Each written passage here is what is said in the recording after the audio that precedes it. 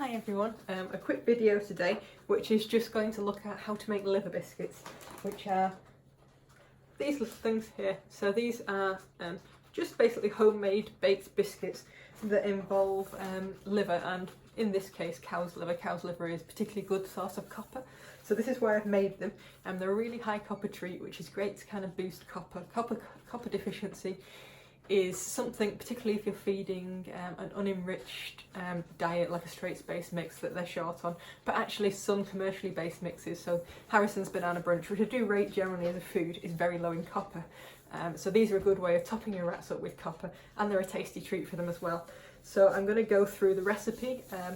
I will say it's a bit of a bodged recipe. I just basically add things and see what happens and make something that's roughly the right consistency, bake it and so on. I will say, if you are a vegetarian or a vegan, or even actually if you like meat, it's at one point you make what I would describe as a meat soup, which is pretty foul smelling, pretty foul to look at, and it is in the video, so if you're not interested in that type of thing, sign off now.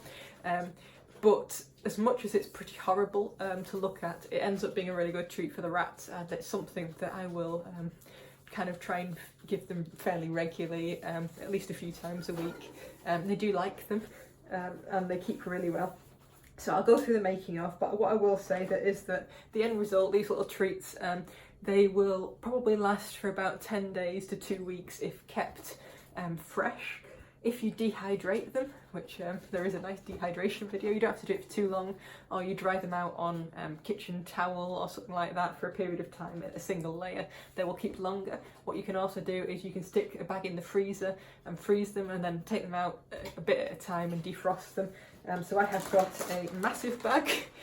I will be dehydrating a good chunk of these. I might freeze some as well to last me for a while, because that will extend the life even longer. Like when I get them out of the freezer, they'll keep dehydrated. They probably keep okay for about a month-ish. But if you keep them kind of in a bag like this for too long, they will start getting mouldy if they've kind of got any moisture still left in them. And the rats do tend to prefer them fresh as well, because they're soft and easy to eat and so on. But excellent treats as kind of a one-off. You'll notice as well I've put in some supplements into this. You can change up what you put in terms of supplements. I did calcium and vitamin D because I had some in, and I know it's going to tackle copper, and those are the big three for me. But you can also add other things in. If you've got older rats, you could add like crushed glyphosate in and so on. Linseed oil. I forgot to bring my bottle of linseed oil in.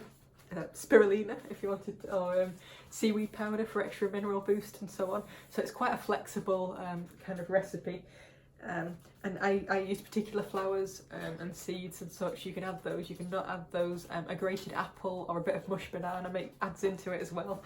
And you notice as well that I just chuck in the eggshells, because ultimately they're a nice source of calcium, and if you can grind it up with a blender, you'll get on great.